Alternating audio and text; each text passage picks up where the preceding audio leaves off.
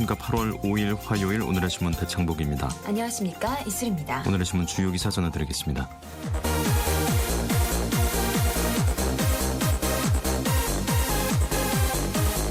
한민구 국방부 장관과 권오성 육군참모총장은 지난 4월 발생한 윤모 일병 폭행 사망 사건이 언론에 의해 공개될 때까지 구체적인 내용을 보고받지 못했던 것으로 드러났습니다.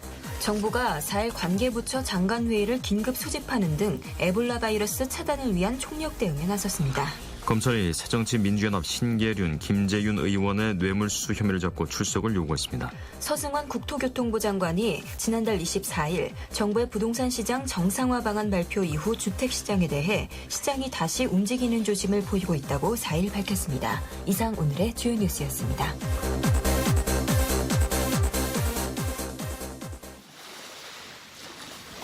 듀스의 노래입니다.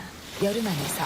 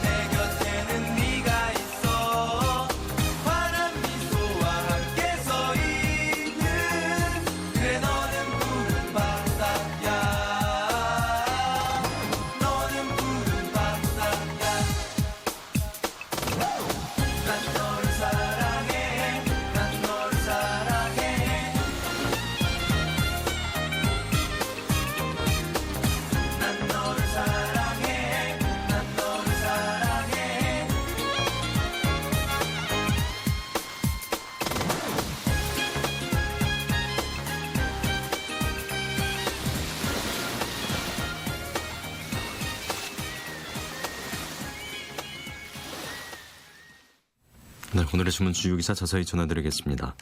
한민국 국방부 장관과 권오성 육군참모총장은 지난 4월 발생한 윤모 일병 폭행 사망 사건이 언론에 의해 공개될 때까지 구체적인 내용을 보고받지 못했던 것으로 드러났습니다. 세계일보 기사입니다. 윤일병 소속 부대인 28사단이나 군수사팀이 이번 사건을 축소 은폐했을 가능성이 제기되고 있다. 허수아비나 다름없었던 군 수뇌부에 대한 문책론도 확산되고 있다. 한 장관은 4일 국회 법사위 전체 회의에 출석, 지난 6월 30일 국방장관에 취임한 이후 윤일병 사건을 보고받지 못했으며 지난달 31일 처음으로 사건을 인지했다고 밝혔다. 지난달 31일은 군 인권단체가 윤일병 수사 기록을 폭로하고 언론이 윤일병에 대한 가혹행위 사실을 보도하기 시작한 날이다.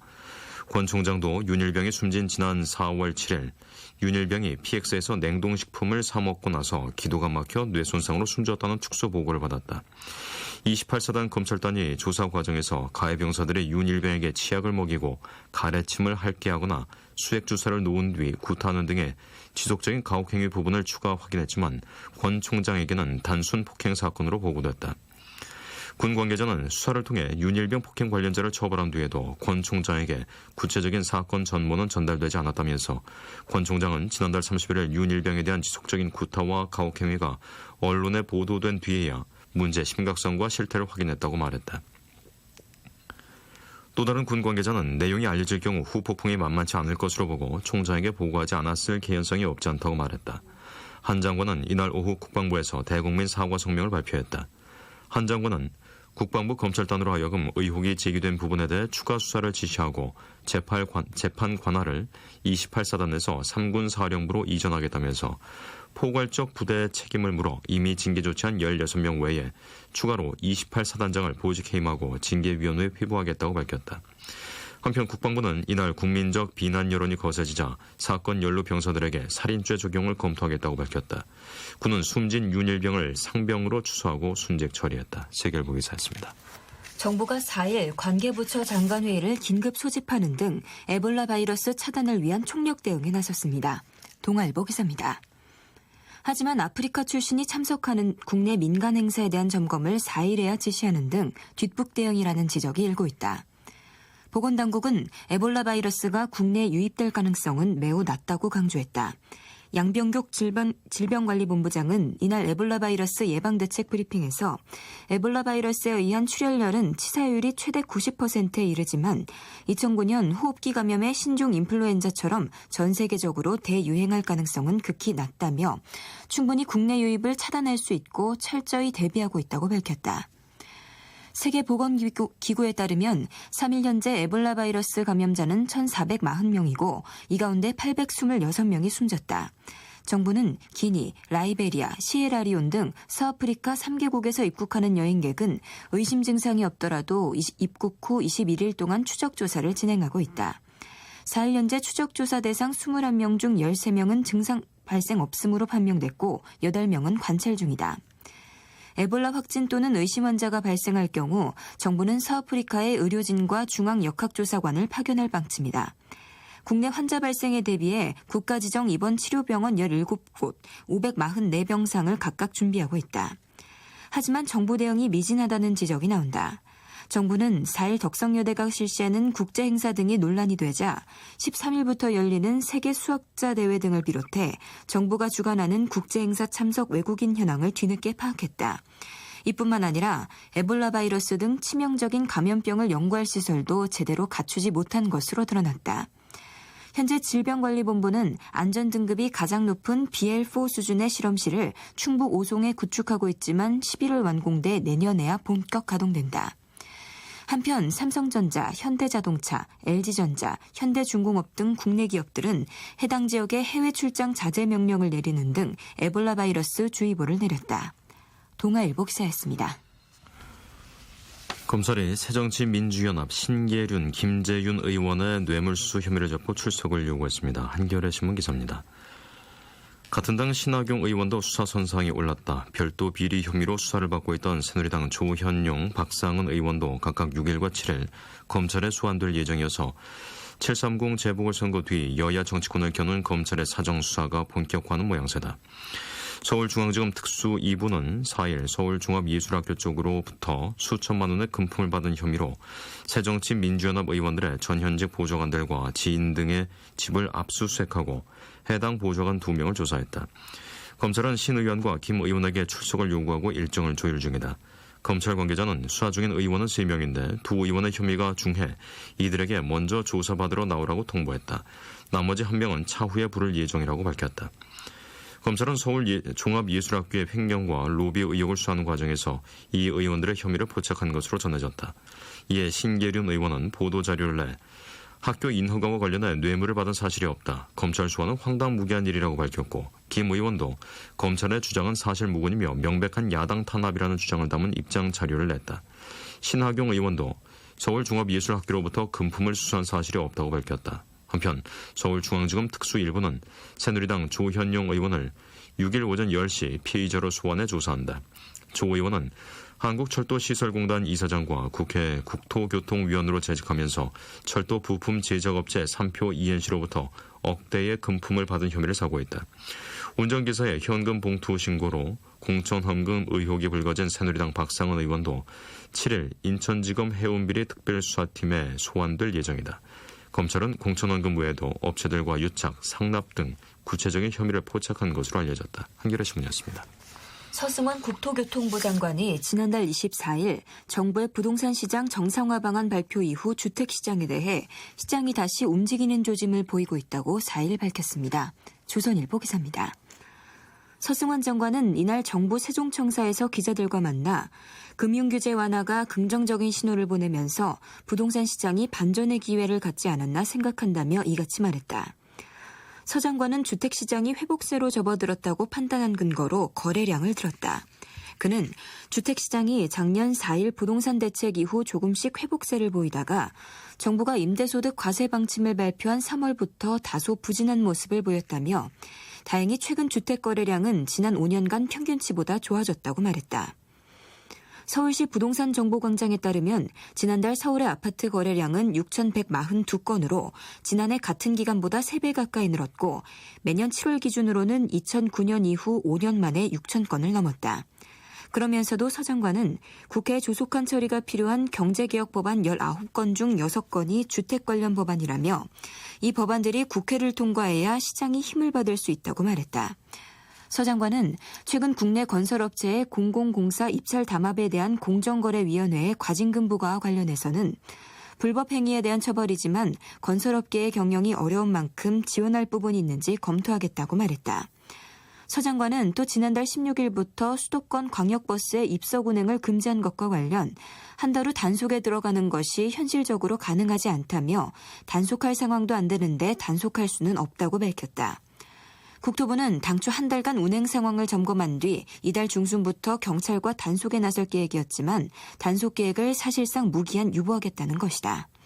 조선일보 기자였습니다. 인순이가 부릅니다. 거위의 꿈.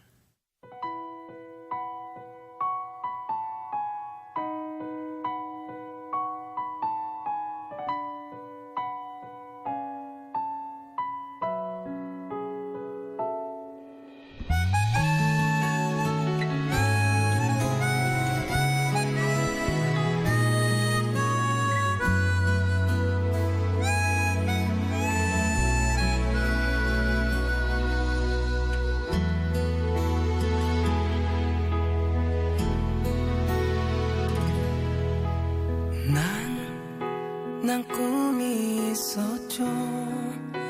버려지고 찢겨 남루하여도 내 가슴 깊숙이 보물과 같이 간직했던 꿈. 때론 누군가가 눈물을 비웃음 내 등 뒤에 흘릴 때도 난 참아야 했죠.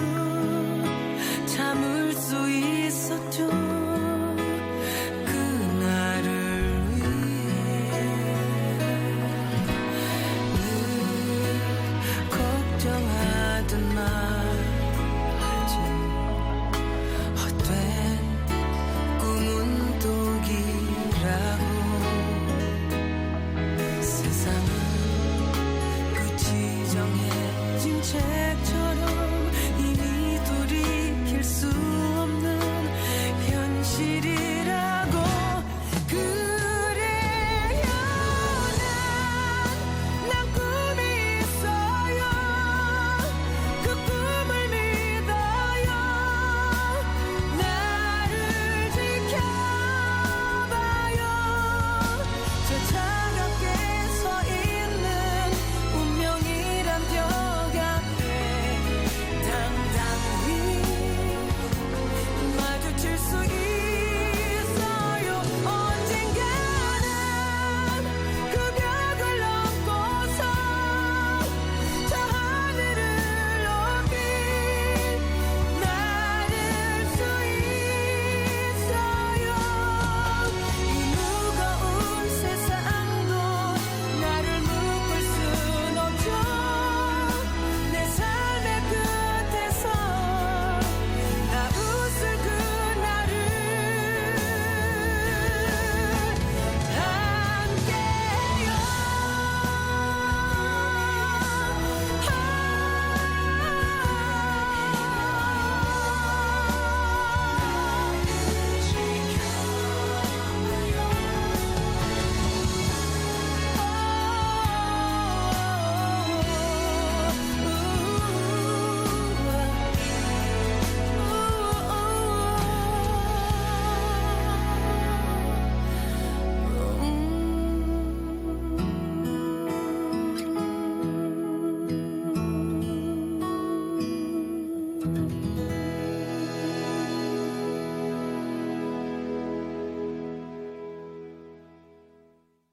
네, 다음은 정치명 기사입니다. 새정치민주연합 비상대책위원장에 박영선 원내대표가 선출됐습니다. 경향신문 기사입니다. 새정치연합은 4일 의원총회를 열고 730 재보궐선거 패배를 수습하고 차기 전당대회 전까지 당 혁신을 이끌 비대위를 구성했다. 비대위원장에는 박 원내대표를 합의 추대했다. 박 비대위원장은 지난 5월 원내대표 당선 이후 3개월 만에 위기의 제1야당을 이끌게 됐다. 박영선 비대위가 재보선 패배 후유증을 조기 수습하고 당 쇄신에 속도를 낼 수 있을지 주목된다. 박 비대위원장은 이날 눈물의 수락연설에서 정말 비대위원장을 피할 수 있다면 피하고 싶었지만 대다수 의견이 모아졌기 때문에 받아들인다면서 절체절명의 위기에서 엄중한 책임을 피하지 않고 모든 역량을 집중할 것이라고 밝혔다. 박 비대위원장은 의총 직후 기자들과 만나 우리 모두 무당무사 정신으로 일을 해야 하지 않을까 한다고 말했다. 김한길, 안철수 전 공동대표는 의총에 불참했다. 박 비대위원장은 5일 기자간담회를 열고 비대위 구성과 운영 방향, 혁신 대책 등에 대한 의견 수렴 결과를 발표한다. 비대위는 당내외 인사를 적절히 안배해 구성하기로 했다. 박영선 비대위 출범은 무엇보다 재보선 패배 후 존폐 위기에 놓인 당을 수습하는 것이 최우선 과제라는 의미를 갖는다. 당장 재보선 패배 평가부터 지역위원장 선정, 중앙위, 당무위 구성 등 당 조직을 재건하는 일이 급선무다. 내년 2월 초쯤 예상되는 차기 전당대회 전까지 당 재건을 추진하는 역할도 맡았다. 고질적인 계파 갈등 해소, 기득권 타파를 위한 제도적, 인적 쇄신 등 쉽지 않은 문제가 놓였다. 정기국회, 세월호 특별법 처리 등 원내대표 역할도 소홀히 할 수 없다. 대여관계 원칙도 세워야 한다. 엄중한 상황인 만큼 박영선 비대위는 과거 비대위와 달리 상당한 실권을 쥐게 될 것으로 보인다. 박 비대위원장이 고심 끝에 독배를 들기로 결심한 배경이기도 하다. 당 핵심 관계자는 당내에서 유일하게 선출된 리더십이라 정통성이 있다는 데 이견이 없다고 말했다. 경향신문이었습니다. 2012년 대선 패배 후 민주통합당의 대선평가위원장을 지낸 한상진 서울대 명예교수가 4일 박영선 원내대표 같은 분이 비대위를 끌고 가서는 전망이 없다고 직격탄을 날렸습니다. 동아일보 기사입니다. 한 명예교수는 이날 동아일보와의 통화에서 과거를 청산하려면 2012년 총선 이후 지금까지의 선거 과정에 책임이 있는 사람들이 비대위에서 배제돼야 한다며 이같이 밝혔다.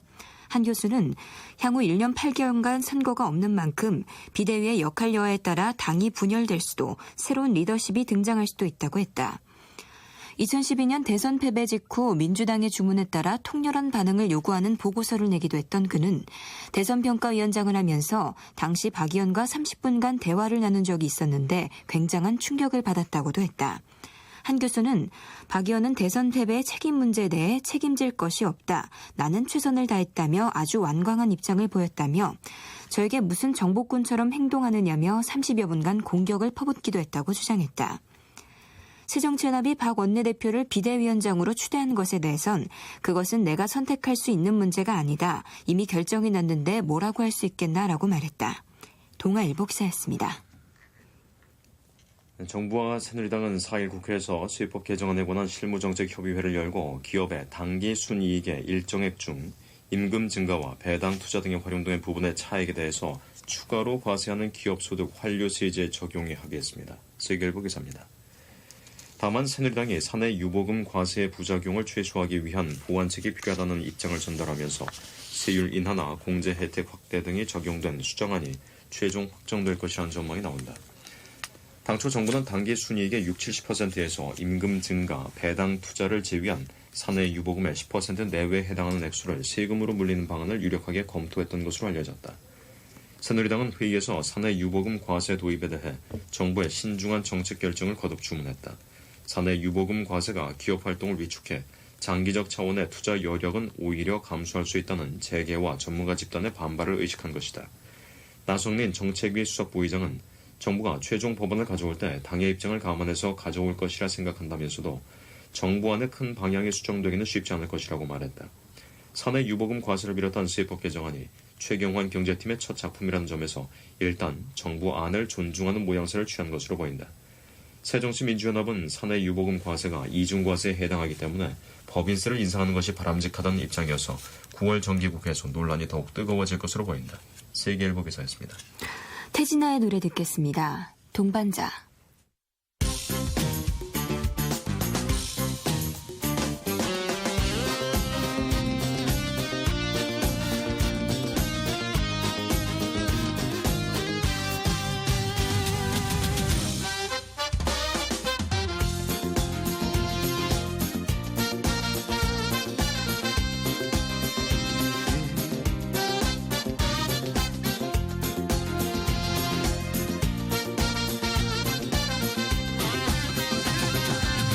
당신은 나의 동반자, 영원한 나의 동반자, 내 생애 최고의 선물, 당신과 만남이었어. 잘 살고 못 사는 건 타고난 알짜지만 당신만을 사랑해요. 영원한 동반자요. 당신은 나의 동반자, 영원한 나의 동반자, 내 생애 최고의 선물, 당신과 만남이었어. 잘 살고 못 사는 건 타고난 알짜지만 당신만을 사랑해요. 영원한 동반자요.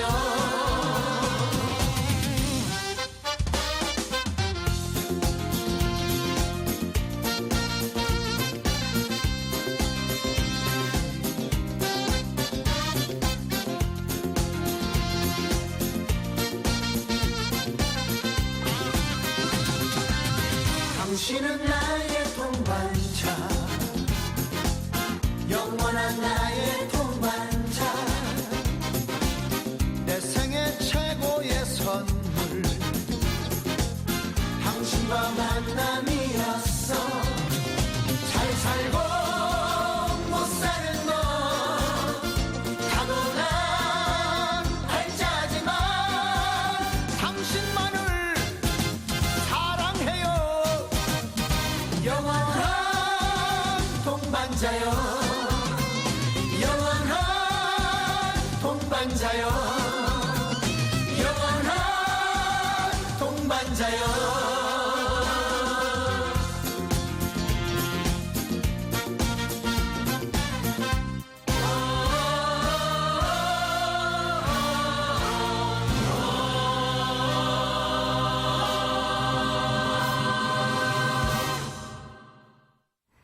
다음은 경제면 기사입니다. 한국의 남녀 임금 격차가 13년간 경제협력개발기구 OECD 회원국 중 1위를 차지하고 있습니다. 특히 시간이 갈수록 우리나라와 OECD 평균 임금 격차가 벌어지고 있다고 합니다. 국민일보 기사입니다. 4일 OECD에 따르면 한국은 최근 수치 집계가 가능한 11개 국가 가운데 2012년 기준으로 남녀 임금 격차가 37.4%에 달했다. 남성 근로자 임금이 100일 때 여성 근로자 임금은 37.4% 낮은 62.6에 불과하다는 의미다. 근로 성격에 따라 임금 차이가 있을 수 있으나 같은 직종이라도 임금에서 성차별이 작용했을 개연성이 크다. 한국은 OECD가 남녀 임금 격차 통계를 집계한 2000년 이후 13년간 부동의 1위를 지키고 있다. 우리나라의 남녀 임금 격차는 2000년 40.4%에서 2012년 37.4%까지 내려갔으나 겨우 3%포인트 줄어드는 데 그쳐 다른 회원국들과 대조를 보였다. 일본만 해도 2000년 33.9%에서 2012년 26.5%로 7.4%포인트 줄었고 영국은 같은 기간 26.3%에서 17.8%로 8.5%포인트 내려갔다. OECD 평균을 봐도 2000년 19.2%에서 2011년 14.8%로 4.4%포인트 줄었다. 이에 따라 한국의 남녀 임금 격차는 2000년 OECD 평균의 2.1배에서 2011년 2.5배로 확대됐다. 고용노동부 조사 결과 지난해 한국 남성의 월 급여액이 평균 266만 4천 원인 반면 여성은 남성의 64% 수준인 170만 5천 원에 그쳤다. 남성은 같은 성별 안에서도 소득 수준에 따른 격차가 여성보다 컸다. 남성은 2012년 소득 하위 10% 임금 근로소득 대비 상위 10%의 배율이 4.53배였지만 여성은 3.76배였다. 국민일보 기사였습니다. 지난해 가계부채가 처음으로 1,000조 원을 넘어선 가운데 빚더미에 쌓여 개인 회생을 신청한 사람들이 가파르게 늘고 있습니다. 서울신문 기사입니다. 채무 원금을 대규모로 탕감받을 수 있다는 법무법인의 무분별한 마케팅에다 다중채무자들의 도덕적인 해이까지 겹치면서 개인 회생 제도가 악용되고 있다는 지적이다. 4일 금융권과 법원 통계 월부에 따르면 올해 상반기 법원의 개인 회생 신청자 수는 57,069명으로 지난해 같은 기간보다 9.92% 늘었다. 2010년 46,972명이었던 개인 회생 신청자는 지난해 사상 처음으로 10만 명을 넘어섰고 4년 연속 증가 추세를 보이고 있다. 이에 반해 올해 상반기 신용회복위원회 개인 워크아웃 신청자는 3만 3,400명으로 지난해 같은 기간보다 4,290명 줄었다. 프리 워크아웃 역시 같은 기간 11,206명에서 7,825명으로 30.2%나 줄었다. 이에 따라 올해 상반기 법원과 신복위의 공적, 사적, 채무 조정에서 개인 회생이 차지하는 비중이 45.3%에 달했다. 2010년 21.7%에 비하면 가파른 상승세다. 신복위 관계자는 올해 1분기 가계부채가 사상 최대치를 경신하며 개인의 채무 부담이 커진 것도 사실이라면서도 신복위의 채무 조정 제도 신청자 숫자는 줄고 개인 회생 신청자만 증가하고 있는 것은 법무법인의 과도한 마케팅 영향이 크다고 말했다. 실제 법무법인들은 건당 100만에서 200만 원의 수수료를 챙기며 개인 회생 영업 경쟁에 앞다퉈 뛰어들고 있다. 원금을 최대 90%까지 탕감받을 수 있다는 과장 광고에 휘둘려 다중채무자들의 채무 회피 수단으로 개인 회생을 악용하고 있다는 지적이다. 이 때문에 서민금융통합기구가 서둘러 출범해야 한다는 목소리가 커지고 있다. 국민행복기금과 신복위, 미소금융재단을 통합한 서민금융통합기구는 이달 중 입법 예고를 거쳐 이르면 내년 초에 출범한다. 금융권의 한 관계자는 국민행복기금이 제 역할을 하지 못하며 박근혜 정부의 서민금융정책도 빛이 바래고 있다고 우려했다. 서울신문이었습니다. 국내 1위 커피 가맹본부 카페베네가 갑질을 하다가 덜미를 잡혀 20억 원에 육박하는 과징금을 물게 됐습니다. 세계일보 기사입니다. 공정거래위원회는 판촉 행사 비용을 가맹점에 떠넘기고 인테리어 공사업체 등에 대한 선택권을 제한한 카페베네에 시정명령을 내리고 과징금 19억 4,200만 원을 부과했다고 4일 밝혔다. 카페베네는 2008년 설립됐으며 지난해 말 현재 가맹점 850개, 매출액 1,762억 원으로 두 분야 모두 국내 1위인 커피 가맹본부다. 공정위 조사 결과 카페베네는 2010년 8월 KT와 서비스 제휴 계약을 체결, KT 멤버십 회원에게 카페베네의 모든 상품을 10% 할인하기로 했다. 이에 따른 가격 부담은 KT와 카페베네가 반씩 나누기로 했다. 그런데 당시 전체 가맹점 중 40%가 비용 부담 등의 이유로 반대하는 등 가맹점의 동의가 늦어졌다. 그러자 카페베네는 그해 10월 26일 전 가맹점에 대해 제휴 할인 행사 진행을 일방적으로 통보하고 11월 1일부터 할인 행사를 시작했다. 더구나 카페베네는 KT와 약정한 비용 분담 분 50%를 모두 가맹사업자가 부담토록 했다. 이는 당시 가맹계약서에 명시된 광고 판촉에 수반되는 비용은 갑과 을이 부담 원칙에 위배된다. 자신의 거래상 지위를 남용해 가맹점주에 불이익을 준 것이다. 카페베네는 또 가맹사업을 시작한 2008년 11월부터 2012년 4월까지 735개 가맹사업자에 대해 가맹계약서 및 견적 약정서를 통해 가맹점 개설에 필요한 인테리어 시공 및 장비, 기기 공급을 자신 또는 지정업체와 거래하도록 강제했다. 세계일보 기사였습니다. 노래 듣겠습니다. 이자연의 당신의 의미.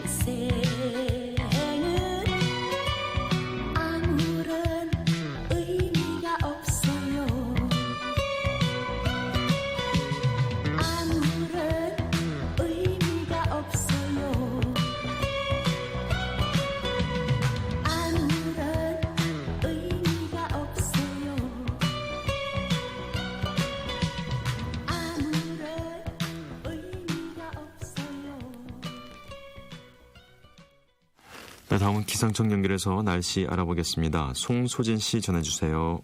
기온은 아직 30도를 넘지 않았는데요. 습도 속도가 높아서 무척 후텁지근한 상태입니다. 때문에 지금 불쾌지수도 매우 높아서 한 공간에 있는 사람 모두가 불쾌감을 느낄 수 있는 날씨니까요. 오늘은 감정 조절에도 신경을 쓰시기 바랍니다. 오늘 예상한 낮 기온 서울, 대전, 전주, 대구 32도, 강릉 33도, 제주 30도 등으로 어제보다 2, 3도가량 높겠습니다. 특히 경북 경주와 영천, 의성에는 폭염주의보도 내려져 있습니다. 오늘 전국의 하늘에 구름이 많이 끼겠는데요. 다만 기온이 점차 오르면 대기가 불안정해져 강원 남부와 경상도, 전라도 동부 내륙을 중심으로 소나기가 내리는 곳이 있겠습니다. 수요일인 내일은 북쪽에서 비구름이 내려오면서 아침부터 늦은 오후 사이 중부지방에 비가 조금 내리겠고요. 남부지방은 내일도 오후 한때 소나기가 내릴 전망입니다. 내일도 무더위는 계속되겠고요. 밤 사이에는 열대야가 나타나는 곳도 많겠습니다. 목요일에는 전국 곳곳에 비 소식이 있고요. 이번 주말 동안은 남부지방과 강원 영동에서 북상하는 태풍 한롱의 간접 영향으로 비가 내릴 것으로 예상됩니다. 지금 서울의 기온은 26.9도입니다. 날씨 정보였습니다. 이어서 자세한 철도 교통 상황 알아보겠습니다. 쿠레이 교통센터의 주인경 씨, 안녕하세요. 네, 안녕하세요. 오늘도 대부분의 구간들은 몇 편의 열차에 예매가 많이 됐습니다. 지난주에 이어서 오늘도 휴가 떠나시는 분들과 휴가를 다녀오시는 분들이 꾸준히 이어지고 있고요. 이런 가운데 하행선 열차 중 용산역에서 춘천역까지 운행하는 경춘선의 ITX 청춘 열차는 오후 3시 열차 이후 좌석 예매가 가능합니다. 그리고 전라선과 중앙선, 태백선의 하행선 열차도 오후에 배차된 열차에 자리가 남아 있습니다. 또 서울역에서 대전이나 동대구 방면으로 운행하는 경부선 역시 저녁 8시 이전에 배차된 일부 열차의 예매가 많이 됐는데요. 그래도 용산역에서 출발하는 구간 중 호남선과 장항선은 지금은 대부분의 열차의 100석 이상 시 아직은 좌석이 여유가 있습니다. 오늘 상행선 열차는 평일치고는 예매율이 높습니다. 어제에 이어서 오늘도 태백선은 강릉역에서 밤 11시 40분에 출발하는 마지막 열차에만 좌석이 남아있고요. 경부선과 호남선, 전라선을 포함한 이외 다른 구간들도 저녁 8시 이전에 배차된 열차 중에는 좌석이 매진됐거나 잔여석이 50석 미만으로 적게 남아있는 열차가 눈에 많이 띕니다. 오늘 이렇게 평소 다른 화요일보다 예매율이 높습니다. 하지만 주중 운임 할인제가 적용이 돼서 매주 금요일서부터 일요일까지 그리고 또 공휴일에 운행하는 열차보다는 한결 경제적인 열차 이용이 가능합니다. 지금까지 코레일 교통정보였습니다. 이규석입니다. 기차와 소나무.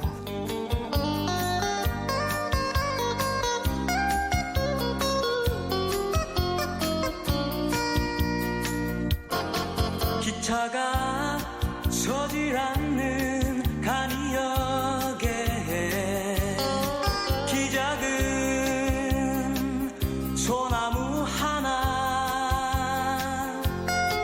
기차가 지날 때마다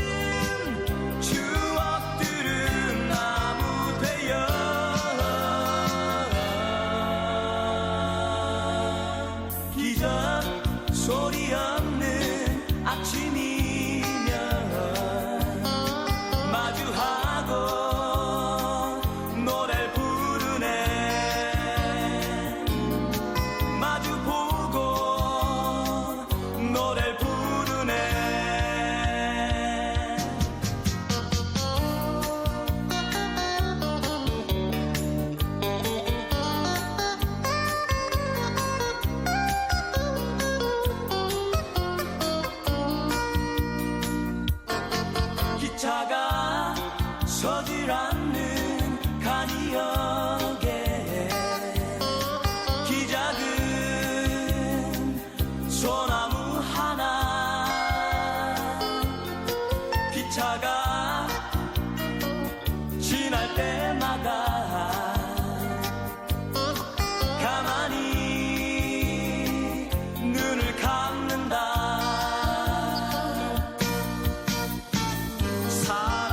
사람들에게 잊혀진 이야기는 산이 되고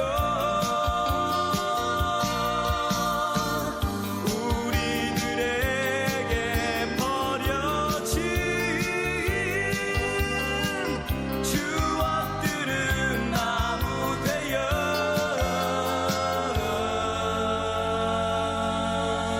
기적 소리 없는 아침이면 마주하고 노래를 부르네.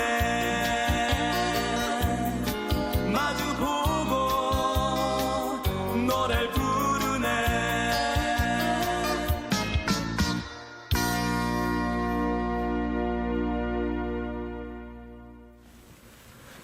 다음은 사회명 기사입니다. 강서 재력가 살인사건의 피해자 송아무개 씨한테 돈을 받은 혐의를 받아온 수원지검 정아무개 부부장 검사에 대한 검찰 수사가 마무리 수순에 접어들었습니다. 한겨레 신문 기사입니다. 대검찰청 감찰본부는 정 검사의 처벌은 어렵다는 쪽으로 신병 처리에 가닥을 잡은 것으로 사실 알려졌다. 감찰본부 관계자는 송 씨와 관련된 사건에 대해 정 검사가 청탁을 하거나 영향력을 행사했는지를 살펴봤지만 전혀 나온 것이 없다며 뇌물을 준 것으로 의심되는 사람은 숨지고 없고 받은 것으로 의심되는 사람은 부인하고 있어 사실상 더 나아갈 수 있는 부분이 없다고 말했다. 이어 정 검사가 금품 수수는 전면 부인하고 있고 워낙 오래된 일이라 송 씨와의 일부 만남은 기억도 안 난다는 취지로 진술했다. 송 씨의 아들도 비슷한 취지로 진술했다고 말했다. 감찰본부는 정 검사를 송 씨에게 소개해준 사람도 정 검사의 해명과 같은 진술을 했다고 설명했다. 이에 따라 정 검사의 알선수뢰 혐의는 불기소 처분으로 마무리될 것이라는 예상이 나온다. 정 검사가 송 씨에게서 금품을 받았는지조차 확정하기 어려운 데다 대가성 입증도 힘들다고 감찰본부가 판단하고 있기 때문이다. 정 검사는 송 씨와 몇 차례 식사를 하는 등 향응을 제공받은 사실은 일부 인정한 것으로 전해졌다. 감찰본부는 이 대목에 대해 검사 품위 유지 위반 의무 등을 이유로 징계 절차를 진행한다는 방침이다.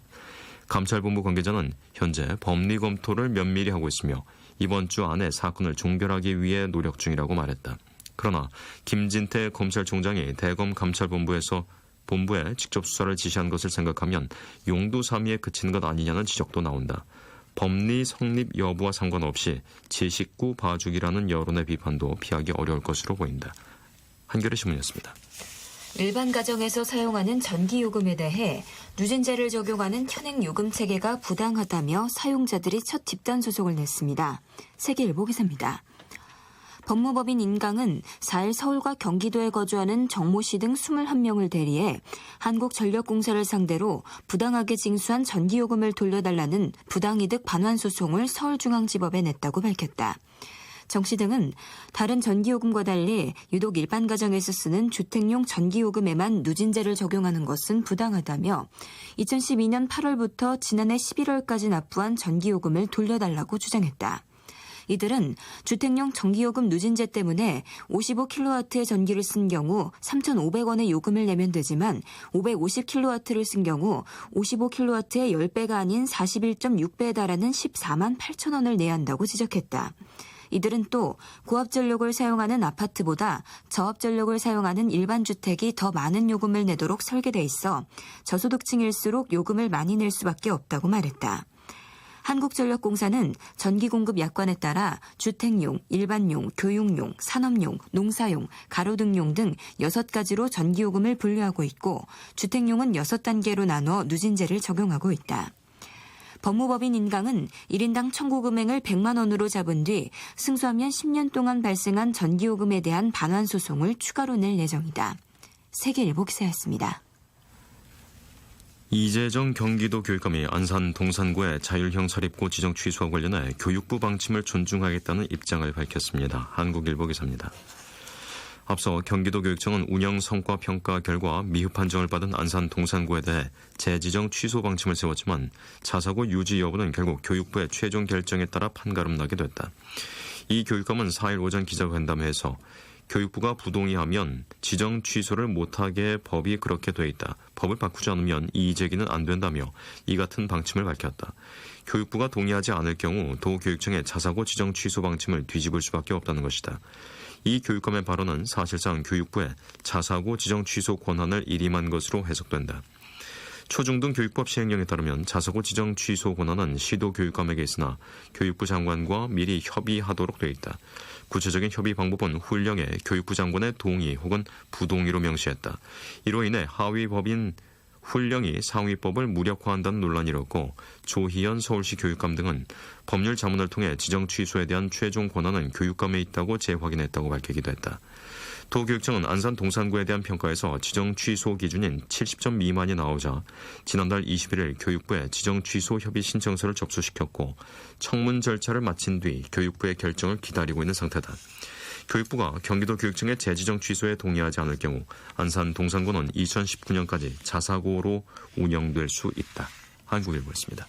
전북지방경찰청 112 종합상황실이 살인미수범의 범행예고 신고를 4차례나 접수하고도 이를 무시해 말썽이 되고 있습니다. 서울신문 기사입니다.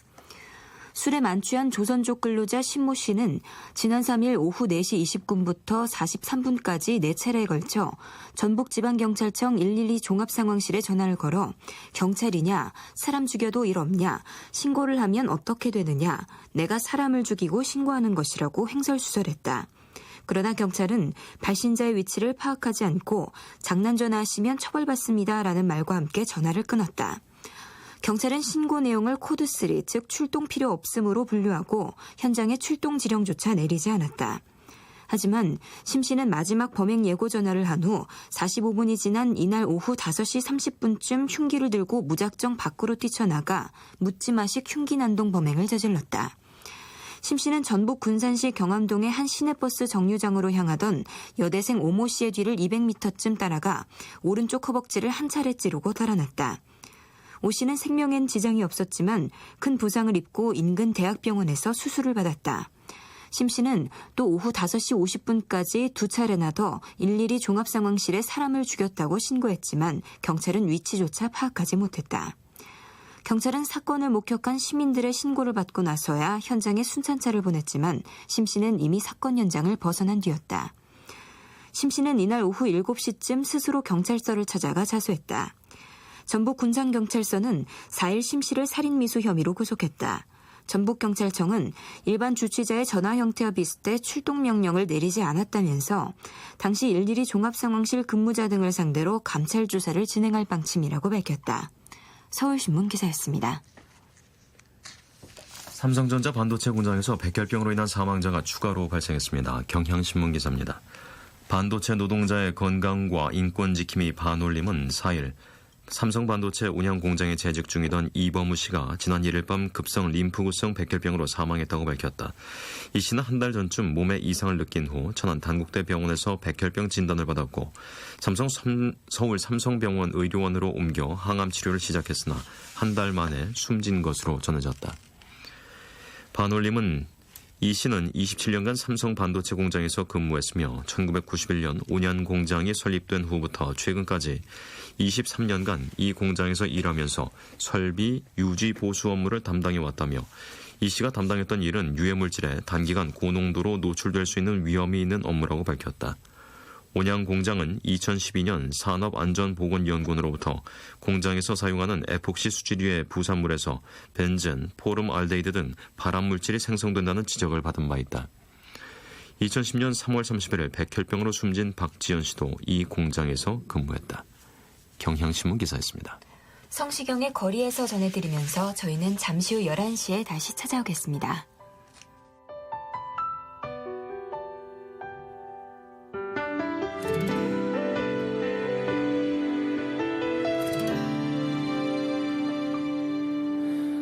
네가 없는 거리에는 내가 할 일이 없어서 마냥 걷다 보면 추억을 가끔 가끔 마주치지.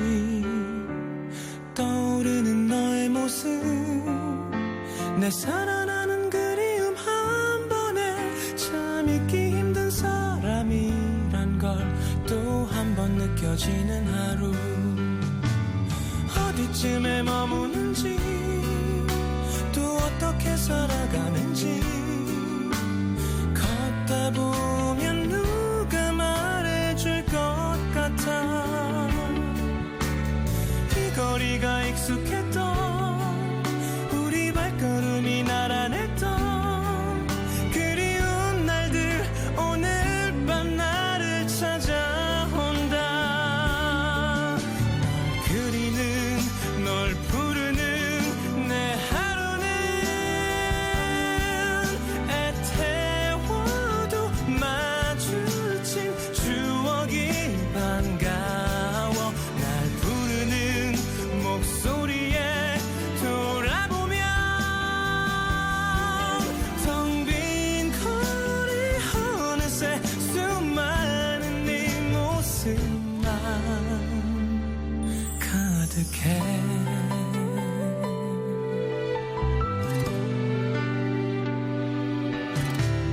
막다른 길 다달아서 낯익은 벽 기대보며 가로등 속 환히 비춰지는 고백하는 내가 보여.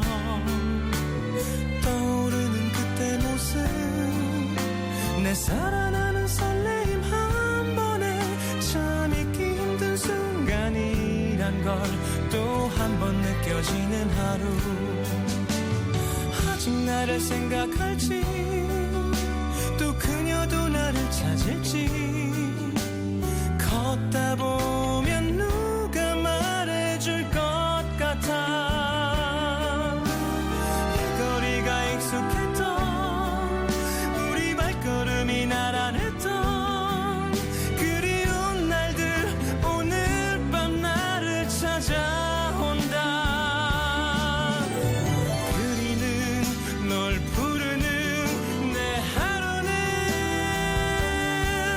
애태워도 마주친 추억이 반가워. 날 부르는 목소리에 돌아보면 텅 빈 거리 어느새 수많은 네 모습만 가득한 내 가슴이 밤하늘에 외쳐본다. 이 거리는 널 기다린다고.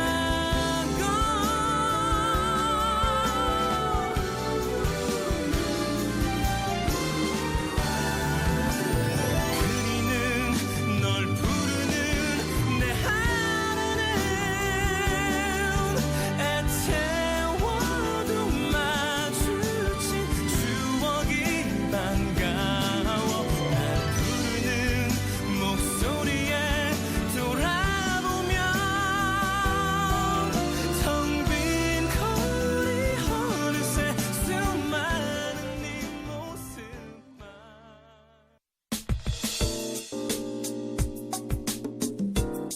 Yeah, 행복한 방송. 외로워 말아요 사랑해요 늘 곁에 있을게요.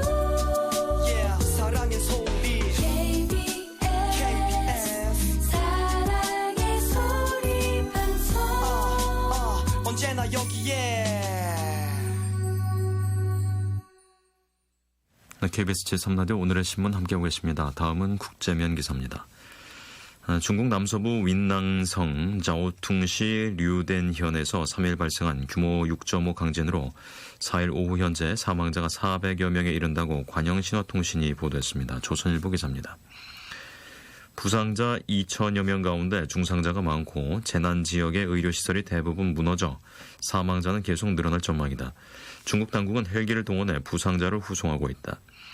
루덴 일대에서는 여진만 400여 차례 발생했다. 이번 지진 피해 지역은 중국의 대표적인 지진 벨트 위에 놓여 있다. 루덴현은 2008년 5월 규모 8의 강진으로 87,150명의 사망 실종자가 발생한 쓰촨성 원촨현과 작년 4월 규모 7의 지진을 겪은 쓰촨성 루산현 남북으로 일직선에 위치해 있다. 이 지진 벨트는 지구 지각 중 인도판과 유라시아판이 충돌하는 지역으로 1900년 이후 규모 6 이상의 지진만 15차례 발생했다. 주민들도 이 지역에 강진이 빈발하다는 사실을 알고 있지만 내진 설계 건물을 짓는 것은 딴 세상 얘기다. 궁핍한 산골 살림 때문에 흙과 나무로 집을 짓거나 속이 빈 무른 벽돌로 건물을 올리는 게 일반적이다. 중국에서는 이를 두부공정이라고 부른다. 원촨 대지진 때 8만여 명의 사망자가 발생한 것도 두부공정으로 지은 건물이 모두 무너졌기 때문이다. 이번에도 사망자 대부분은 두부공정 건물의 붕괴 때문에 변을 당한 것으로 알려졌다. 지진벨트의 인구 밀도가 높은 것도 대규모 인명피해를 유발하는 요인이다. 루덴현 인구만 42만 명이 넘는다. 조선일보였습니다. 이달 교체될 성김 주한 미국 대사의 후임자인 마크 리퍼트의 인준이 8월 의회에서 처리되지 못했습니다. 중앙일보 기사입니다. 지난 5월 지명된 리퍼트의 인준은 11월 중간선거 이후로 미뤄질 가능성이 높다. 미 상원은 휴회를 하루 앞둔 지난달 31일 전체 회의를 열고 대사 지명자 27명의 인준안을 논의했으나 공화당이 인준 투표를 막으면서 진통을 겪었다.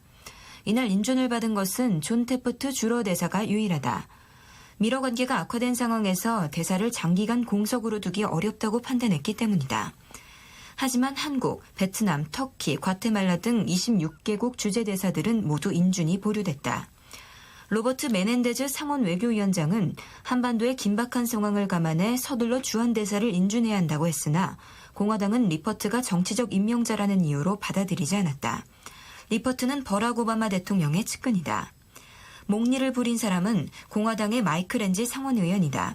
그는 우리는 대사나 다른 임명직의 일괄 인준안을 통과시켜준 적이 있다. 하지만 이제 다수당이 핵옵션이라는 걸 도입했으니 시간이 좀 더 걸릴 수밖에 없다. 그런 점에서 나는 반대한다고 말했다. 핵옵션이란 지난해 11월 민주당이 공화당의 필리버스터를 막기 위해 토론 종결 투표 정족수를 전체 100표 중 60표 이상에서 51표 이상으로 낮춘 것을 말한다. 소수 정당의 반대할 권리를 빼앗았으니 그에 대해 보복하겠다는 것이다. 오바마 행정부의 국정 운영에 발목을 잡겠다는 의도도 있다. 휴가에 들어간 의회는 다음 달 8일 재개된다. 11월 중간선거 이전에 의회가 문을 여는 기간은 9월의 2주 정도다. 이론적으로는 인준안 처리가 가능하다. 하지만 지역구를 챙겨야 하는 의원들이 그 기간에 워싱턴에 남아있으리란 보장이 없기 때문에 대사 인준은 중간선거 전 처리가 어렵다고 봐야 한다. 성김 대사도 2011년 6월 주한대사에 지명됐지만 공화당이 오바마 행정부의 대북 정책을 문제 삼아 인준을 막는 바람에 11월에야 부임했다. 중앙일보 기사였습니다. 중국과 일본이 11월 베이징에서 열리는 에이펙 정상회의 때 양자 정상회담을 추진하는 방향으로 조율에 들어갈 것이라고 이현기의 이자희 신문이 4일 양국 외교 소식통을 인용해 보도했습니다. 세계일보 기사입니다. 신문에 따르면 시진핑 중국 국가주석은 지난달 말 방중한 후쿠다 야스오 전 일본 총리와 비밀리에 만난 자리에서 얼어붙은 중일 관계에 대해 우려를 피력한 뒤 현상 타개를 위한 전향적인 생각을 표명했다. 특히 시 주석은 냉각된 양국 관계를 타개하기 위한 구체적인 조건도 언급한 것으로 알려졌지만 자세한 내용은 알려지지 않았다. 중국은 그동안 센카쿠 제도와 야스쿠니 신사 참배에 대한 아베 신조 총리 입장이 변해야 정상회담에 임한다는 입장을 표명해왔다. 후쿠다 전 총리는 이 자리에서 아시아의 평화와 번영을 위해 중일 관계가 개선돼야 하고 긴밀한 대화와 협력이 필요하다는 아베 총리의 메시지를 전달했다. 이와 관련 스가 요시히데 일본 관방장관은 이날 중일 간에는 여러 문제가 있지만 그렇기 때문이라도 조건 없이 대화할 필요가 있다고 강조했다. 그는 다만 언론 보도처럼 11월 에이펙 정상회의 때 중일 정상회담을 갖기 위해 구체적인 조정에 들어간 사실은 없다고 밝혔다. 외교가 안팎에서는 11월 중일 정상회담설이 일본 측의 언론 플레이일 가능성도 있다는 지적과 함께 양국 모두 센카쿠와 역사 인식 문제를 둘러싼 갈등에도 대화 및 관계 개선 필요성을 절감하고 있다는 분석도 나온다. 한편 아베 내각이 집단 자위권 행사를 용인하는 헌법 해석 변경을 각이 결정한 것을 두고 일본 헌법학자들이 맹비난하는 등 일본 내 반발이 계속됐다. 오쿠다이라 야스히로 도쿄대 명예교수 등 헌법학자 157명은 성명에서 역대 정부의 견해를 국회의 심의나 국민의 논의도 없이 일개 내각의 판단으로 뒤집은 것은 폭거라고 비판했다. 세계일보였습니다. 이슬람 급진 순위파 반군 이슬람 국가 IS가 이라크 북부 지역의 쿠르드 자치정부 KRG 세력권까지 공세를 확대했습니다. 국민일보 기사입니다. 세계 도시를 점령하고 유전과 댐 등 주요 시설을 장악하면서 한동안 소강 국면을 보였던 이라크 내전이 다시금 불붙을 조짐이다. AFP 등 주요 외신들은 IS가 주말 동안 모술 서북부의 주마르와 신자르, 와나 등 3개 도시를 장악했다고 3일 보도했다. 이번 점령 지역은 원래 이라크 중앙정부 관할이었지만 6월 반군봉기 이래 KRG가 영향력을 행사해왔다. 쿠르드 자치정부 관계자도 AFP와의 인터뷰에서 쿠르드 군사조직인 페쉬메르가가 IS의 공격으로 신자르 등지에서 후퇴했다고 말했다. 이라크 북부 석유공사는 IS가 주마르 인근의 유전 2곳과 정유소 등도 장악했다고 밝혔다. 이 지역 유전의 석유 생산량은 하루 2만에서 3만 배럴에 달하는 것으로 알려졌다. IS는 또 와나 인근의 이라크 최대 규모 댐 시설도 탈취했다. 로이터 통신은 IS가 댐을 접수함에 따라 주요 도시에 홍수를 일으킬 수 있는 수단까지 확보했다고 분석했다. IS는 성명을 통해 쿠르드 세력을 물리치고 주마르와 마을 12곳을 장악했다고 공표했으며 시리아 국경 지역 인근 주민들에게 해당 지역을 떠날 것을 경고하고 있다고 현지 주민들이 전했다. IS는 전신인 이라크 레반트 이슬람 국가가 지난 6월 이라크 제2도시 모술을 점령한 이래 이라크 서북부의 주요 도시와 시리아 접경 도시 대부분을 장악했다. 최근에는 이라크 정부군의 저항 속에 바그다드 북쪽 100km에 위치한 사마라를 중심으로 전선을 형성, 남진이 정체되기도 했다. 이번 공세 강화로 조만간 바그다드를 향한 진격을 재개할 수도 있다는 전망이 나온다. 국민일보 기자였습니다. 노래 듣겠습니다. 서영은의 혼자가 아닌 나.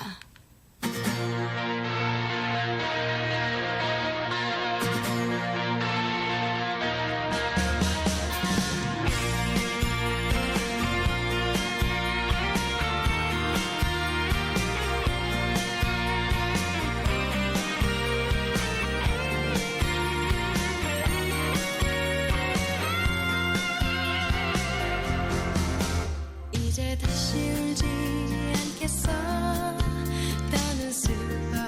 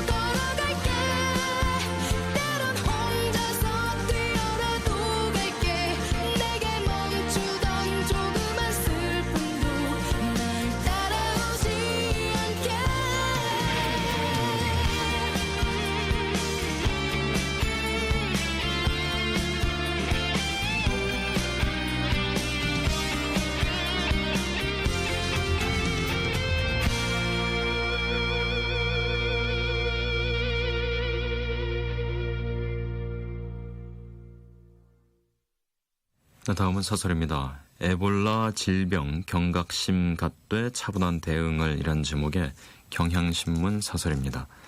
에볼라 공포가 지구촌을 엄습하고 있다. 세계 각국이 에볼라 바이러스 차단을 위해서 전전긍긍하고 있고 세계보건기구는 비상사태 선포를 검토하고 있다. 에볼라 바이러스는 등장한 지 40여 년이 됐지만 아직까지 예방 백신이나 치료제가 없다. 치사율이 70%에 이르는 무서운 전염병이 다시 창궐한다는 소식에 전 세계가 공포감을 느끼는 것은 당연하다. 글로벌 시대에 우리나라라고 해서 안전지대가 될 수 없음은 물론이다. 이번에 발병한 곳은 서아프리카 중에서도 비교적 인적 왕래가 많은 기니, 시에라리온, 라이베리아 등 3개국이고 여기서 번져나가는 전파 속도가 WHO의 통제 범위를 벗어날 만큼 빠르다고 하니 그 어느 때보다 빈틈없는 방역 체계가 요구되는 시점이다. 정부가 어제 외교부, 보건복지부 등 관계부처 회의를 거쳐 에볼라 종합대책을 내놓은 것도 이런 상황 인식에 따른 것이다. 정부는 대책에서 에볼라 발생 3국에서 들어오는 여행객에 대한 검역과 국립검역소 및 해외 공관을 통한 모니터링 강화 등의 방안을 내놓았다. 지난 4월부터 에볼라 대책반을 운영해 발병 지역에서 들어온 21명을 추적 조사한 결과도 공개했다. 적어도 아직 에볼라 바이러스가 상륙한 흔적은 없으니 안심해도 좋다는 뜻이다. 사실 전염병이라고 해서 무턱대고 겁부터 집어먹는 것은 사태를 악화시킬 뿐 문제 해결에 도움이 안 된다. 에볼라 바이러스는 숙주와 감염 경로가 뚜렷하게 밝혀지지 않았지만 최소한 공기로 전염되지는 않는다는 게 전문가들의 진단이다. 환자의 혈액이나 침, 땀 등 분비물에 직접 접촉하지 않으면 감염 위험이 없다는 것이다. 에볼라 바이러스가 과거 세계적으로 유행했던 신종 인플루엔자와 달리 전파력이 떨어진 이유다. 사정이 이런데도 아프리카에서 오는 사람이라고 무조건 입국을 막거나 격리 조치해야 한다는 식의 주장을 편다면 이성을 잃은 인권 침해적 발상이라는 지적을 피할 수 없다. 보건당국은 가능한 모든 수단을 동원해 방역에 만전을 기해야 한다.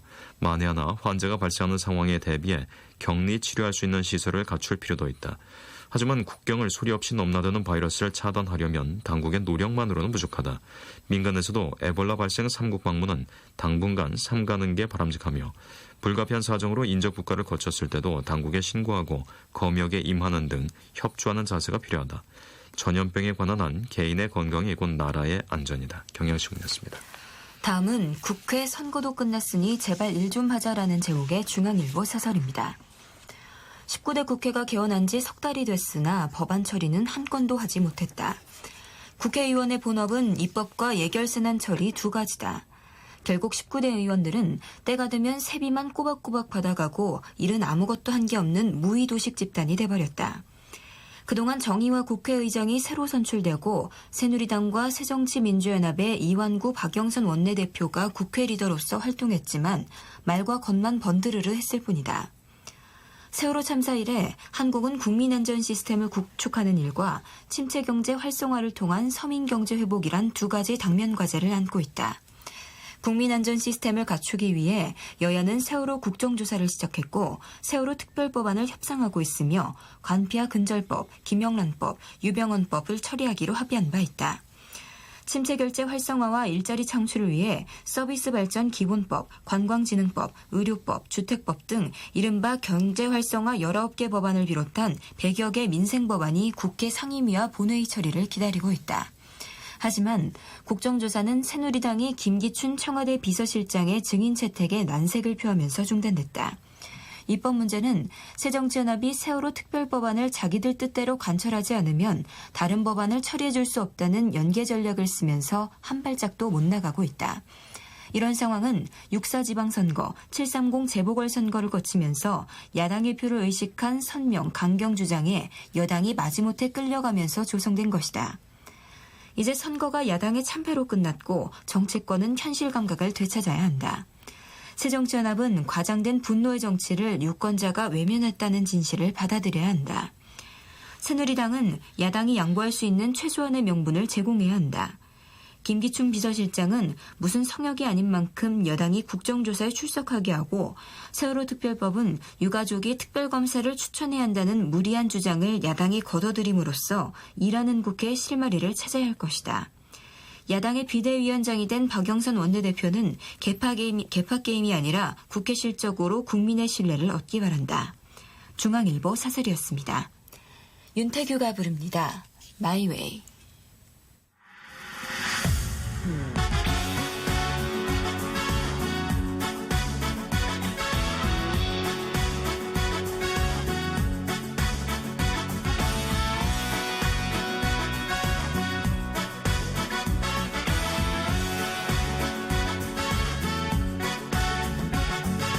아주 멀리 왔다고 생각했는데 돌아다 볼 곳 없네. 정말 높이 올랐다 느꼈었는데 내려다 볼 곳 없네. 처음에는 나에게도 두려움 없었지만 어느새 겁 많은 놈으로 변해 있었어. 누구나 한 번쯤 넘어질 수 있어. 이제와 주저앉아 있을 수는 없어. 내가 가야 하는 이 길에 스쳐 쓰러지는 날까지 일어나 한 번 더 부딪혀 보는 거야. 때론 큰 산 앞에서 무릎 꿇고서 보기도 하려 했어. 처음처럼 또다시 돌아가려고 무작정 찾으려 했어. 처음에는 나에게도 두려움 없었지만 어느새 겁 많은 놈으로 변해 있었어. 누구나 한 번쯤 넘어질 수 있어. 이제와 주저앉아 있을 수는 없어. 내가 가야 하는 이 길에 스쳐 쓰러지는 날까지 일어나 한 번 더 부딪혀 보는 거야. My way.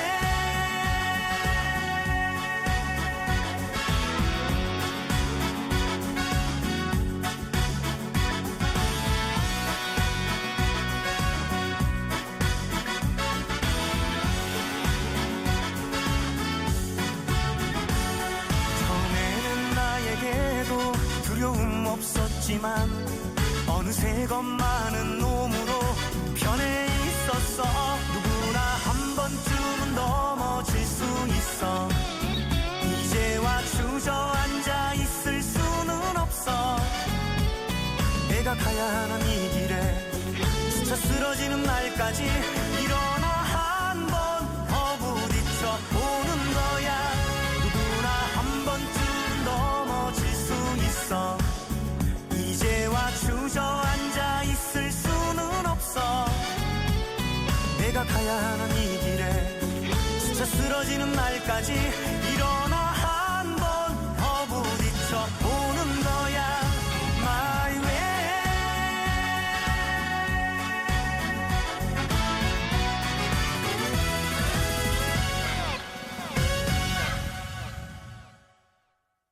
다음은 스포츠 소식입니다. 강정호 선수가 전설 이종범 선수를 넘어서 유격수 최다 홈런을 작성했습니다. 서울신문 기사입니다. 강정호는 4일 잠실에서 벌어진 프로야구 LG와의 경기에서 1대4로 뒤진 4회 무사 1루에서 상대 선발 신정락의 5구째 직구를 받아쳐 좌중간 담장을 넘는 2점포를 뿜어냈다. 이로써 강정호는 시즌 31호 홈런을 기록, 1997년 이종범의 30홈런을 넘어 한 시즌 유격수 최다 홈런의 새 역사를 썼다. 또 홈런 선두인 한솥밥 박병호에게 2개 차로 근접, 생애 첫 홈런왕 등극에도 청신호를 들이웠다. 게다가 타점 87개로 NC 거포 테임즈를 1개 차로 제치고 이 부문 단독 1위에도 올랐다. 하지만 넥슨은 LG에 4대6으로 졌다. 2위 넥슨은 선두 삼성에 7경기 차로 벌어졌고 5위 LG는 이날 경기가 없던 4위 롯데에 3경기 차로 다가섰다. LG 선발 신정락은 3과 3분의 2이닝 동안 홈런 등 6안타를 맞고 2볼넷 3실점으로 시즌 첫 승에도 실패했다. 넥슨 선발 금민철도 1과 3분의 2이닝 동안 1안타 4사자구 4실점하며 일찍 강판됐다. 하지만 LG는 윤지용, 유원상, 정찬원, 봉중근이 이어던지며 리드를 지켰다. 마무리 3위 봉중근은 21세이브째를 기록, 선두 손승락과 2위 임창용의 2개와 1개 차이로 바짝 따라붙었다. LG는 0대1로 뒤진 2회 1사 만루에서 박경수의 희생플라이로 동점을 만든 뒤 최경철의 몸에 맞는 공으로 계속된 2사 만루에서 정성훈의 밀어내기 볼넷에 이은 황목치승의 2타점 적시타로 단숨에 4득점했다. LG는 4대3으로 쫓긴 5회 1사 2삼루에서 최은성의 안타 등으로 2점을 보태 승기를 잡았다. 이날 한화 두산의 대전 경기와 SK NC의 문학 경기는 비로 취소됐다. 한편 프로야구 페넌트 레이스는 5일부터 3연전에서 2연전 체제로 전환된다. 인천 아시안게임 참가 관계로 마지막 경기가 될 다음 달 14일까지 모두 2연전으로 펼쳐진다. 대회 이후에는 잔여 경기가 2연전 또는 3연전으로 편성된다. 이는 지난해부터 NC가 리그에 가세하면서 9개 구단이 팀당 16경기를 치르는 탓에 불가피하게 짜여졌다. 서울신문이었습니다. 인간 번개 우사인 볼트가 100m보다는 200m 기록 경신에 더 집중하겠다고 밝혔습니다. 한국일보 기사입니다. 볼트는 특히 200m 최종 목표는 19초 이하로 결승선을 통과하는 것이라며 이를 위해 할 수 있는 모든 훈련을 소화하겠다고 말했다. 볼트는 4일 영연방경기대회 폐막을 수시간 앞두고 진행된 영국 BBC 라디오와 인터뷰를 통해 나는 지금까지 100m 기록은 충분히 달성했다고 생각한다며 이같이 말했다. 볼트는 이어 사람들은 내게 100m를 더욱 빨리 달리는 것을 보고 싶어 한다는 것을 잘 알고 있지만 내가 정말 좋아하는 종목은 200m라며 200m가 나의 궁극적인 목표라고 강조했다. 볼트는 실제 2001년 200m 전문 선수로 육상에 입문했다. 196cm에 이르는 장신으론 단거리 100m 레이스는 공기 저항을 많이 받아 좋은 기록을 기대할 수 없다는 판단에서다. 하지만 글렌 밀스 코치를 만나고 난 뒤 400m 계주와 100m에도 눈을 돌렸다. 밀스 코치는 볼트의 주법을 바꾸면 100m는 물론 400m 계주에서도 충분히 통할 수 있다고 믿었다. 판단은 적중했다. 2007년 공식 대회에서 100m를 10초 03으로 출발한 볼트는 2008년 9초 69로 베이징 올림픽 금메달을 목에 거는 대히트를 쳤다. 이어 2009년 베를린 세계선수권 대회에서 9초 58 신기록을 갈아치웠다. 볼트는 같은 대회 200m에서도 19초 19 세계 신기록을 달성했다. 한편 올림픽 6회, 세계선수권 8회를 금빛 질주로 물들인 볼트의 다음 목표는 14일 브라질 리우데자네이루 코파카바나 해변에서 열리는 100m 이벤트 대회다. 한국일보 기사였습니다. 양희은의 노래입니다. 한계령.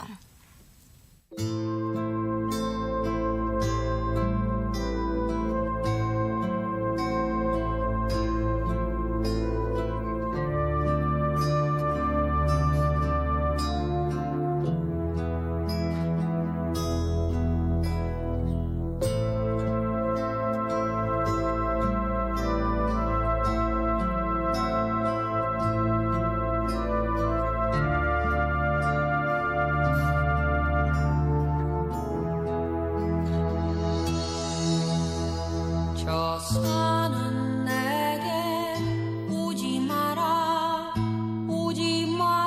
하고 발 아래 젖은 계곡 첩첩산중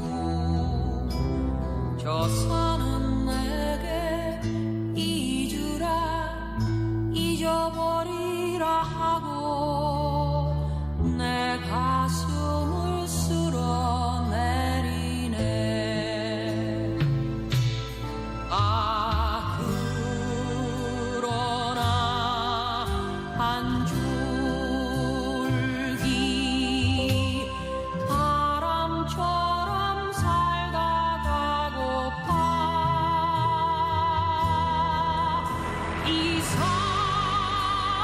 저 산 눈물 구름 몰고 다니는 떠도는 바람처럼 저 산은 내게 내려가라 하네. 지친 내 어깨를 떠미네.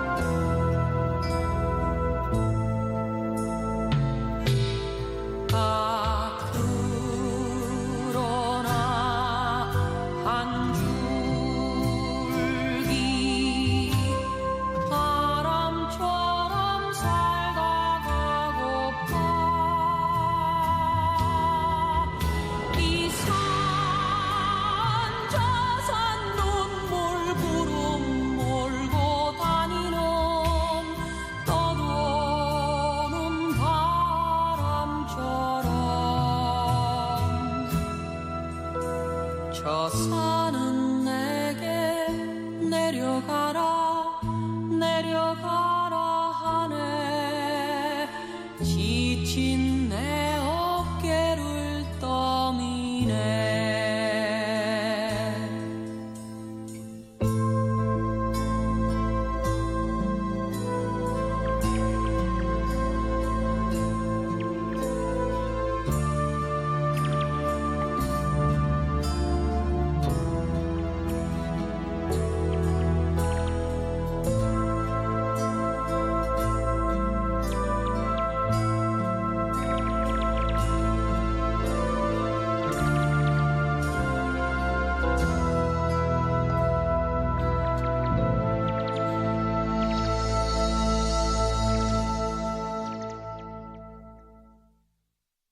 다음 소식입니다. 한국문화관광연구원은 최근 2014년 하반기 연구과제를 선정하며 장애인 예술 장르별 지원 방안 연구를 포함시켰다고 4일 밝혔습니다. 세계일보 기사입니다. 문광연은 문화체육관광부 산하 국책연구기관이다. 문광연에 따르면 이번 연구의 목표는 점증하는 장애 예술인의 창작활동 현황을 분석해 각 장르별 장애 예술인들의 예술활동을 정책적으로 지원하는 방안을 정부에 제안하는 것이다. 연구 담당자인 전병태 문광연 부연구위원은 스스로의 정체성 확보와 자아 성취를 달성하고픈 장애인들의 문화적인 욕구가 강하게 분출되면서 최근 장애인들의 예술활동이 급격히 증가하고 있다며, 하지만 이에 대한 체계적인 정책적 접근은 부족해 정책 방향을 설정할 연구를 시작하게 됐다고 배경을 설명했다. 연구 프로젝트는 12월까지 5개월간 진행된다. 이를 위해 문광연은 장애인 문화예술 창작활동가와 현황 분석가, 장애인 문화예술단체, 한국문화예술위원회 등이 포함된 워크숍을 가동할 예정이다. 이와 함께 장애 예술인, 기획자 등 현장에 몸담고 있는 관계자들을 상대로 한 설문조사도 병행해 정책에 대한 현장의 생생한 요구를 담아낼 방침이다. 또 해외의 앞선 장애 예술인 지원 정책뿐만 아니라 비장애인 예술 지원 정책도 기존 장애인 예술 정책과 비교 분석해 문제점이 없는지 짚어볼 계획이다.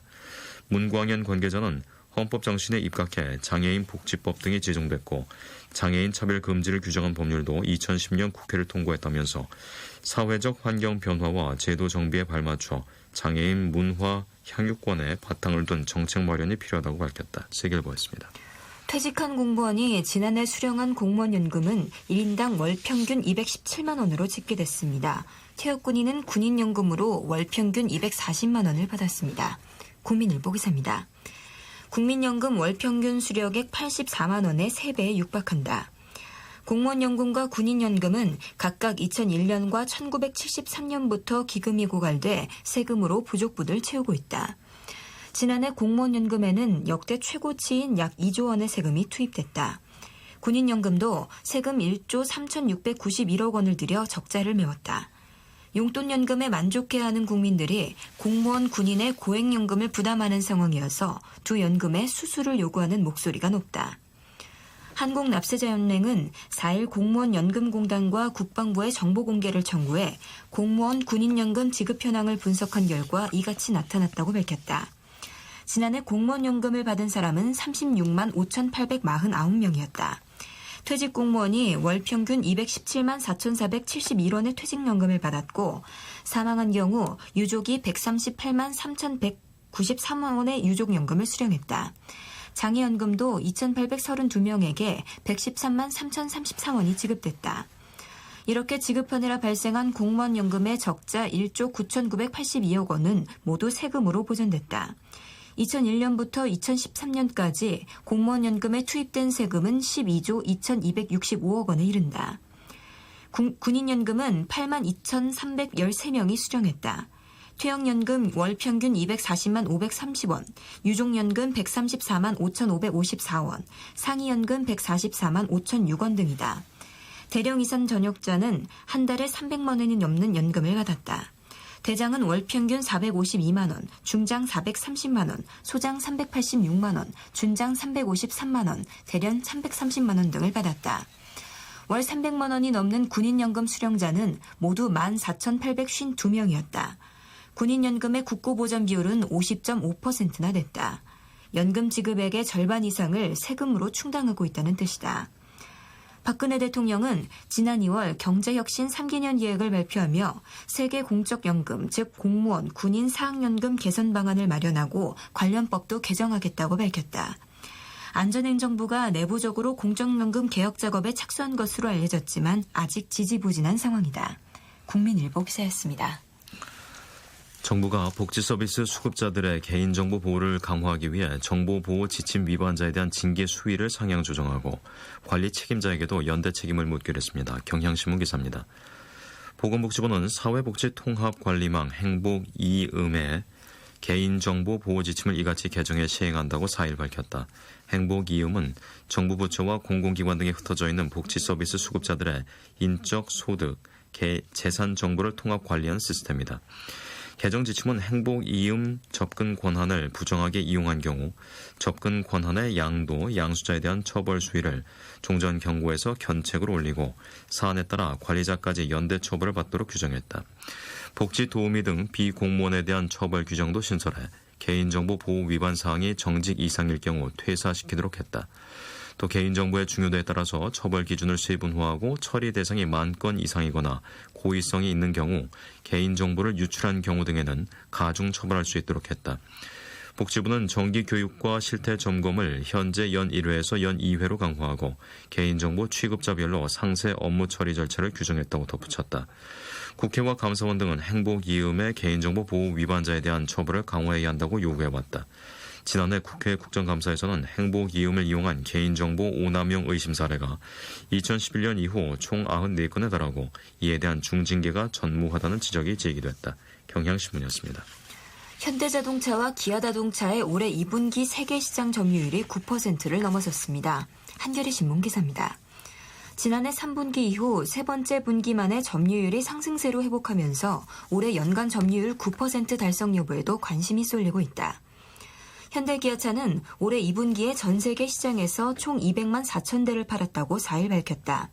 미국 시장조사 업체인 LMC 오토모티브가 집계한 세계 자동차 판매량을 놓고 보면 현대차와 기아차의 시장 점유율은 9.1%로 집계됐다.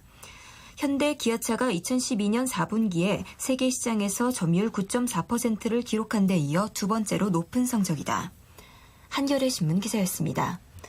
조성모의 아시나요 전해드리면서 8월 5일 오늘의 신문 여기서 마치겠습니다. 지금까지 진행해 배창복, 이슬이었습니다. 안녕히 계십시오.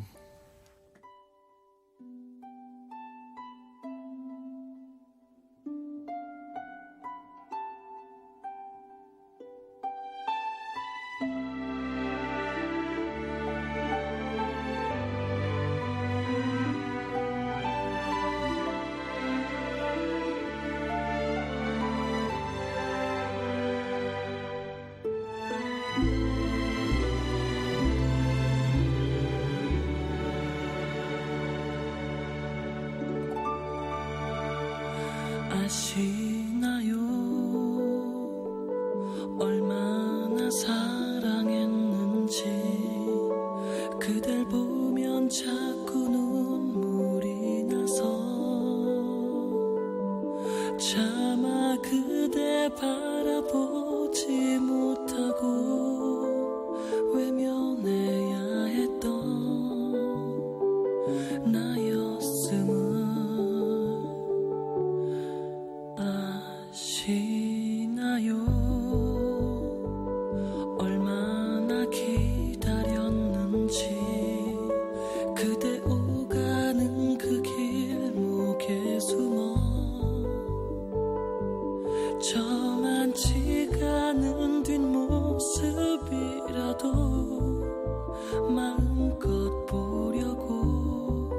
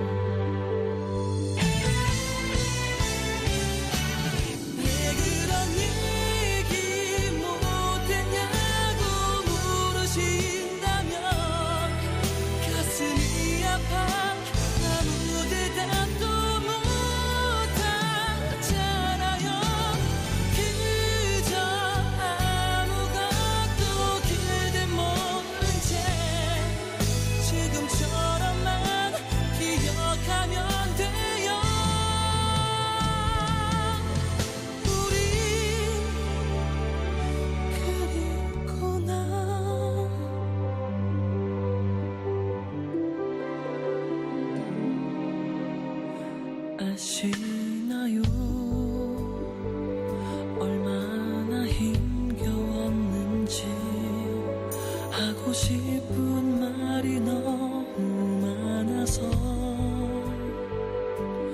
듣지 못